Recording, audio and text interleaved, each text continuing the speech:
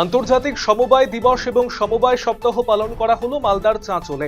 রবিবার চাঁচল 1 নম্বর ব্লকের NREGS ভবনে মহকুমা স্তরীয় এই অনুষ্ঠানের সূচনা পর্বে উপস্থিত ছিলেন বিডিও পৌশালী চক্রবর্তী, মালদা রেঞ্জের DRCS শতনুকা চক্রবর্তী সহ অন্যান্যরা।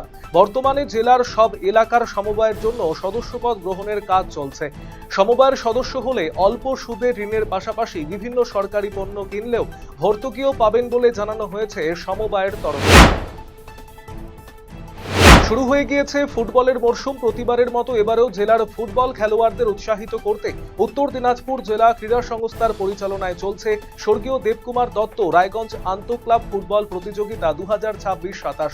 রবিবার চতুর্থ দিনে পরস্পরের মুখোমুখি হয় গ্রুপ এর অন্তর্ভুক্ত অশোকপল্লী স্পোর্টস অ্যান্ড গেমস বনাম Benu Bharati football coaching camp. নির্ধারিত সময়ের শেষে Benu Bharati football coaching camp 3-1 গোলে অশোকপল্লী স্পোর্টস অ্যান্ড গেমসকে পরাজিত করে জয়লাভ করে।